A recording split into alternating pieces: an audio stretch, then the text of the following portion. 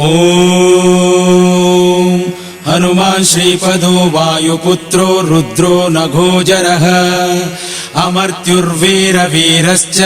ग्रामावासो जनाश्रयः धनधो निर्गुणः शूरो वीरो निधिपतिर्मुनिः पिङ्गाक्षो वरदो वाग्मी सीताशोकविनाशकः शिवः शर्वपरो व्यक्तो व्यक्ताव्यक्तो धराधरः पिङ्गकेशः पिङ्गरोमा श्रुतिगम्यः सनातनः अनादिर्भर्गवान् देवो विश्वहेतुर्जनाश्रयः आरोग्यकर्ता विश्वेशो विश्वनाथो हरीश्वरः भर्गो रामो रामभक्तः कल्याणप्रकृतिस्थिरः विश्वम्भरो विश्वमूर्तिर्विश्वाकारश्च विश्वपः विश्वात्मा विश्वसेव्योऽथ विश्वो विश्वहरो रविः विश्वचेष्टो विश्वगम्यो विश्वध्येयकलाधरः प्लवङ्गमः कपिश्रेष्ठो ज्येष्ठो विद्यावनेचरः बालो वृद्धो युवा तत्त्वम् तत्त्वगम्यः सुखोऽह्यजः अञ्जनासूनुरव्यग्रो ग्रामशान्तो धराधरः भूर्भुवस्वर्मर्हलोको जनो लोकस्तपोव्ययः सत्य ओङ्कारगम्यश्च प्रणवो व्यापकोमलः शिवो धर्मप्रतिष्ठाता रामेष्टः फल्गुणप्रियः गोष्पदीकृतवाराशिः पूर्णकामो धरापतिः रक्षोघ्नः पुण्डरीकाक्षः शरणागतवत्सलः जानकी प्राणदाता च रक्षप्राणापहारकः पूर्णसत्त्वपीतवासाः दिवाकरसमप्रभः द्रोणहर्ता शक्तिनेता शक्तिराक्षसमारकः रक्षोघ्नो रामदूतश्च शाकिनी जीवहारकः भूभुक्तारः हतारातिः गर्वपर्वतभेदनः हेतुर्मा प्रांशुबीजञ्च विश्वभर्ता जगद्गुरुः जगत्त्राता जगन्नाथो जगदीशो जनेश्वरः जगत्पिता हरिश्रीशो गरुडस्मयभञ्जनः पार्थध्वजो वायुपुत्रो अमितपुच्छोऽमितप्रभः ब्रह्मपुच्छः परब्रह्मो पुच्छो रामेष्ट एव च सुग्रीवादियुतो ज्ञानी वानरो वानरेश्वरः कल्पस्थायी चिरञ्जीवी प्रसन्नश्च सदाशिवः सन्नतिः सद्गतिर्भुक्तिर्मुक्तिदः कीर्तिदायकः कीर्तिः कीर्तिप्रदश्चैव समुद्रः श्रीपदः शिवः उदधिक्रमणो देवः संसारभयनाशनः वार्धिबन्धनकृद्विश्च जेता विश्वप्रतिष्ठितः लङ्कारिः कालपुरुषो लङ्केशगृहभञ्जनः भूतो वसुस्त्रीभुवनेश्वरः श्रीरामदूतः कृष्णश्च लङ्काप्रासादभञ्जनः कृष्णकृष्णस्तुतः शान्तः शान्तिदो विश्वपावनः विश्वभोक्ता च मूर्तिघ्नः ब्रह्मचारी जितेन्द्रियः ऊर्ध्वगोलाङ्गुलीमाली लाङ्गूलहतराक्षसः समीरतनुजो वीरो वीरमारोजयप्रदः जगन्मङ्गलदः पुण्यश्रवणकीर्तनः पुण्यकीर्तिः पुण्यगतिः जगत्पावनपावनः देवेशोजितरोदश्च रामभक्तिविदायकः ध्याता ध्येयो नभः साक्षी चेतश्चैतन्यविग्रहः ज्ञानदः प्राणो जगत्प्राणसमीरणः विभीषणप्रियः शूरो पिप्पलाश्रयसिद्धिदः सुहृत्सिद्धाश्रयः कालः कालभक्षकभर्जितः लङ्केशनिधनस्थायी लङ्कादाहक ईश्वरः चन्द्रसूर्याग्निनेत्रश्च कालाग्निः प्रलयान्तकः कपिलः कपीशः पुण्य राशिर्द्वादश राशिगः सर्वाश्रयो प्रमेयात्मा रेवत्यादिनिवारकः लक्ष्मणः प्राणदाता च सीता जीवनहेतुकः रामधेयो ऋषिकेशो विष्णुभक्तो जटीबली देवारिदर्पः होता कर्ता हर्ता जगत्प्रभुः नगरग्रामपालश्च शुद्धो बुद्धो निरन्तरः निरञ्जनो निर्विकल्पो गुणातीतो भयङ्करः हनुमांश्च दुराराध्यः तपःसाध्यो मरीश्वरः जानकी घनशोकोत्थ तापहर्ता परात्परः वाङ्मयः सदसद्रूपः कारणम् प्रकृते परः भाग्यदो निर्मलो नेता उच्चलङ्काविदाहकः उच्चबद्धो यातु धानरिपुप्रियः छायापहारी भूतेषु लोकेश सद्गतिप्रदः लवङ्गमेश्वर क्रोधः क्रोधसंरक्तलोचनः क्रोधहर्ता तापहर्ता भक्ता भयवरप्रदः भक्तानुकम्पी विशेषः पुरुहूतः पुरन्दरः अग्निर्विभावसुर्भास्वान् यमो निर्वृतिरेव च वरुणो वायुगतिमान् वायुः कौबेर ईश्वरः रविश्चन्द्रः कुजः सौम्यो गुरुः काव्यो शनैश्चरः राहुकेतुर्मरुद्धोता धाता हर्ता समीरजः मशकीकृतदेवारिः दैत्यारिर्मधुसूदनः कामः कपिः कामपालः कपिलो विश्वजीवनः भागीरथी पदाम्बोज सेतुबन्धविशारदः स्वाहा स्वधा हविकव्यम् हव्यकव्यप्रकाशकः स्वप्रकाशो महावीरो लघुश्चामितविक्रमः प्रडीनोडीनगतिमान् सद्गतिस्पुरुषोत्तमः जगदात्मा जगद्योनिः जगदन्तोऽह्यनन्तकः विपाप्मा निष्कळङ्कश्च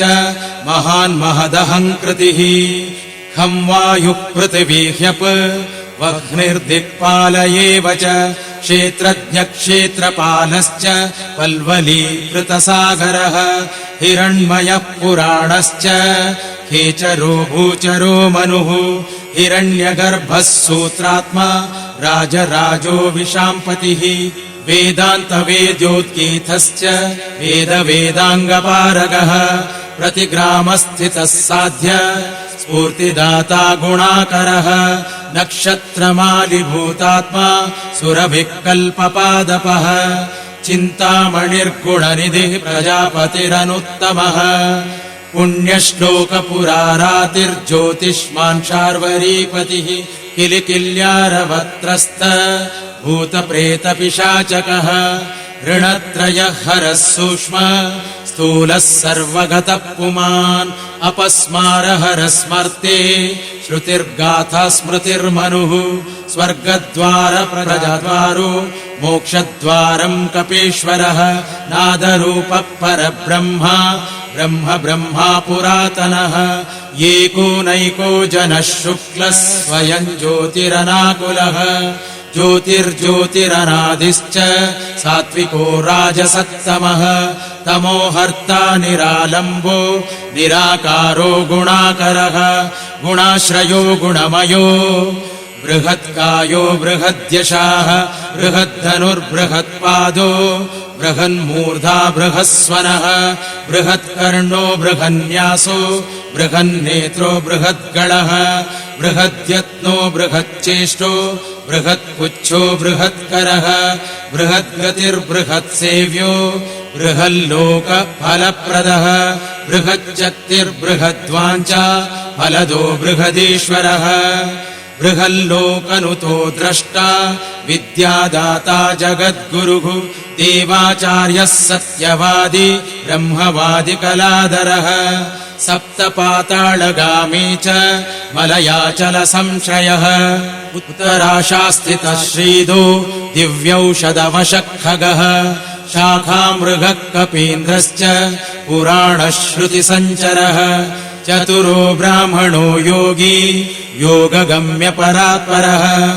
अनाधिनिधनो व्यासो वैकुण्ठपृथिवीपतिः पराजितो जिताराशिः सदानन्दश्च ईशिता गोपालो गोपतिर्गोप्ता कलिकालपरात्परः मनोवेगी सदा योगी संसारभयनाशनः तत्त्वदाता च तत्त्वज्ञः तत्त्वं तत्त्वप्रकाशकः शुद्धो बुद्धो नित्ययुक्तो युक्ताकारो जयप्रदः प्रलयोमितमायश्च मायातीतो विमत्सरः मायानिर्जितरक्षश्च मायानिर्मितविश्वपः मायाश्रयश्च निर्लेपो मायानिर्वञ्चकः सुखः सुखी सुखप्रदो नागो महेशकृतसंस्थवः महेश्वरः सत्यसन्धः शरभः कलिपावनः रसोरसज्ञः सम्मानः तपश्चक्षुश्च भैरवः घ्राणो गन्धस्पर्शनम् च स्पर्शोऽहङ्कारमानदः नेति नेतीति गम्यश्च वैकुण्ठभजनप्रियः गिरीशो गिरिजाकान्तो दुर्वासा कविरङ्गिराः भृगुर्वसिष्ठश्च वनः तुम्बुर्नारदो मलः विश्वक्षेत्रम् विश्वबीजम् विश्वनेत्रश्च विश्वपः याजको यजमानश्च पावकः पितरस्तथा श्रद्धा बुद्धिक्षमा तन्त्र मन्त्रो मन्त्रयुतस्वरः राजेन्द्रो भूपतिः कण्ठ माली संसारसारथिः नित्यसम्पूर्णकामश्च भक्तकामदुगुत्तमः गणपः केशपो भ्राता पिता माता च मारुतिः सहस्रशीर्षा पुरुषः सहस्राक्ष सहस्रपात् कामजित् कामदहन कामः काम्यफलप्रदः मुद्रापहारि रक्षोघ्नः क्षितिभारहरो बलः नखदंश्रायुधो विष्णु भक्तो भयप्रदः दर्पः दर्पदो दृप्त शतमूर्तिरमूर्तिमान् महानिधिर्महाभोगो महाभोगो महार्थदः महाकारो महायोगी महातेजा महाद्युतिः महाकर्मा महानादो महामन्त्रो महामतिः महाशयो महोदारो महादेवात्मको विभुः रुद्रकर्मा क्रूरकर्मा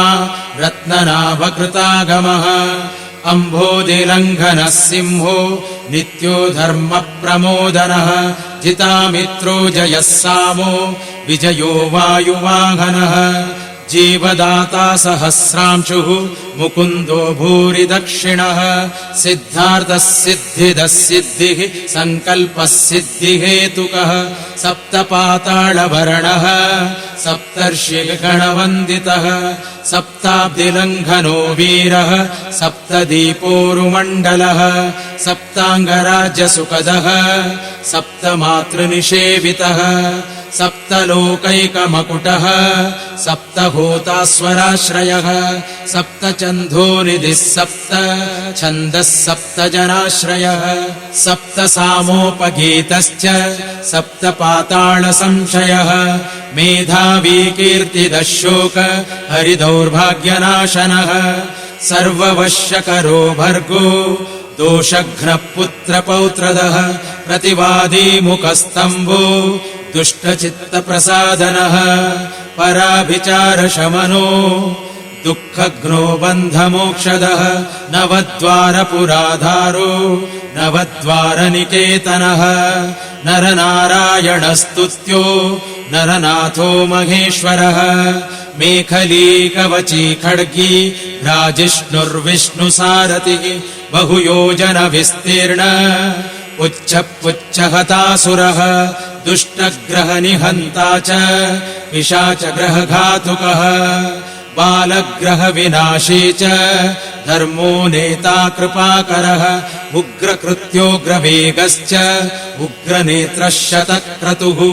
शतमन्युस्तुतस्तुत्य महातेजो महाबलः समग्रगुणशाली च व्यग्रो रक्षो विनाशकः रक्षोघ्नहस्तो ब्रह्मेश श्रीधरो भक्तवत्सलः मेघनादो मेघरूपो मेघवृष्टिनिवारकः मेघजीवनहेतुश्च मेघश्यामोपरात्मकः समीरतनयो बोधा तत्त्वविद्याविशारदः अमोघो मोघवृद्धिश्च इष्टदो निष्टनाशकः अर्थोऽनर्थापहारी च समर्थो रामसेवकः अर्थी धन्यः सुरारातिः पुण्डरीकाक्ष आत्मभूः सङ्कर्षणो विशुद्धात्मा विद्याराशिः सुरेश्वरः अचलोद्धारको नित्यः सेतुकृद्रामसारथिः आनन्दः परमानन्दो मत्स्यः कूर्मो निधिशमः वराहो नारसिंहश्च वामनो जमदग्निजः रामः कृष्णः शिवो बुद्धः कल्की रामाश्रयो हरः नन्दी भृङ्गी च चण्डी च गणेशो गणसेवितः कर्माध्यक्षः सुराध्यक्षो विश्रमो जगतां पतिः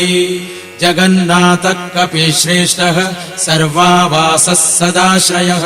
सुग्रीवादिस्तुतः शान्तः सर्वकर्माप्लवङ्गमः नखदारितरक्षश्च नखायुधविशारदः कुशलः सुधनः शेषो वासुकिस्तः सर्वः स्वर्णवर्णो बलाढ्यश्च रामपूज्यो घनाशनः कैवल्यदीपः कैवल्यो गरुडपन्नगो गुरुः किल्यारावहताराति गर्वः पर्वतभेदनः वज्राङ्गो वज्रवेगश्च भक्तो वज्रनिवारकः नखायुधो मणिग्रीवो ज्वालामाली च भास्करः प्रौढप्रतापस्तपनो भक्ततापनिवारकः शरणं जीवनं भोक्ता नानाचेष्टो ह्यचञ्चलः सुस्वस्थोष्ठास्य हा दुःख शमनोपवनात्मजः पावनः पवनकान्तो भक्तगः सहनो बलः मेघनादरिपुर्मेघ नादसंहृतराक्षसः क्षरोक्षरो विनीतात्मा वानरेशः सताङ्गतिः श्रीकण्ठः शितिकण्ठश्च सहायः सहनायकः अस्तूलस्त्वर्णनुर्वर्गो देवः संहृतिनाशनः अध्यात्मविद्यासारश्च अध्यात्मकुशलः सुधिः अकल्मषः सत्यहेतुः सत्यगः सत्यगोचरः सत्यगर्भः सत्यरूपः सत्यसत्यपराक्रमः अञ्जनाप्राणलिङ्गश्च वायुवंशोद्भवः सुधिः भद्ररूपो रुद्ररूपः सरूपश्चित्ररूपधृत् मैनाकवन्दितः सूक्ष्म दर्शनो विजयो जयः क्रान्तदिङ्मण्डलो रुद्रः प्रकटीकृतविक्रमः कम्बुकण्ठप्रसन्नात्मा हृस्वनासो वृकोदरः लम्बोष्टकुण्डलीचित्र माली योगमिदाम्बरः विपश्चित्कविरानन्द विग्रहोऽनन्यशासनः फल्गुनी सूनुरव्यग्रो योगात्मा योगतत्परः योगवेद्यो योगकर्ता योगयोर्निदिगम्बरः अकारादिक्षकारान्त वर्गनिर्मितविग्रहः उलूखमुखसिंहः संस्तुतः परमेश्वरः शिष्टजङ्गः शिष्टजानुः शिष्टपाणिः शिखाधरः सुशर्मामितशर्मा च नारायणपरायणः जिष्णुर्भविष्णुरोचिष्णुः गसिष्णुस्ताणुरेव च हरिरुद्रानुकृद्वृक्ष कम्पनो भूमिकम्पनः गुणप्रवाहसूत्रात्मा वीतरागस्तुतिप्रियः नागकन्याभयध्वंसी रुक्मवर्णः कपालभृत् अनाकुलो भवोपायो नपायो वेदपारगः अक्षरपुरुषो लोकनाथो रक्षप्रभुर्दृढः अष्टाङ्गयोगफलभुक् सत्यसन्धपुरुष्वतः श्मशानस्थाननिलयः प्रेतविद्रावणक्षमः पञ्चाक्षरः परः पञ्च मातृको रञ्जनध्वजः योगिनी वृन्दवन्द्यश्च शत्रुघ्नोऽनन्तविक्रमः ब्रह्मचारीन्द्रियरिपुः धृतदण्डो दशात्मकः अप्रपञ्चः सदाचार शरसेन विदारकः वृद्धप्रमोदश्चानन्दः सप्तजिह्वापतिर्धरः नवद्वारपुराधारः प्रत्यग्रः सामगायकः षट्चक्रधामा स्वर्लोको भयगृह्मानदो मदः सर्ववश्यकरः शक्तिः नेता चानन्तमङ्गलः अष्टमूर्तिधरो नेता विरूपस्वरसुन्दरः धूमकेतुर्महाकेतुः सत्यकेतुर्महारथः नन्दिप्रियः स्वतन्त्रश्च मेखली समरप्रियः लोहाङ्गः सर्वविद्वन्वि षट्कलः सर्व ईश्वरः फलभुक्फलहस्तश्च सर्वकर्मफलप्रदः धर्माध्यक्षो धर्मफलो धर्मो धर्मप्रदोऽर्थदः पञ्चविंशतितत्त्वज्ञः तारको ब्रह्म तत्परः त्रिमार्गवसतिर्भीमः सर्वदुःखनिबर्हणः ऊर्ध्वस्वान्निर्गणः शूली माली गर्भो निशाचरः रक्ताम्बरधरो रक्तो रक्तमाला विभूषणः वनमाली शुभाङ्गश्च श्वेतश्वेताम्बरो युवा जयो जय परिवारः सहस्रवदनः कविः शाकिनी डाकिनी यक्ष रक्षो भूतौघभञ्जनः सद्यो जातः कामगतिः ज्ञानमूर्तिर्यशस्करः शम्भुतेजः सार्वभौमो विष्णुभक्तप्लवङ्गमः चतुर्नवतिमन्त्रज्ञः पौलस्त्यबलदर्पः सर्वलक्ष्मीप्रदः श्रीमान् अङ्गदप्रियईडितः स्मृतिबीजम् सुरेशानः संसारभयनाशनः उत्तमः श्रीपरिवारः श्री भूदुर्गा च कामधृक् सदा गतिर्मातरिष्वा रामपादाब्जषट्पदः नीलप्रियो नीलवर्णो नीलवर्णप्रियः सुहृत् रामदूतो लोकबन्धुः अन्तरात्ममनोरमः श्रीरामध्यानकृद्वीरः सदा किं पुरुषस्तुतः रामकार्यान्तरङ्गश्च शुद्धिर्गतिरनामयः पुण्यश्लोकः परानन्दः परेशप्रियसारथिः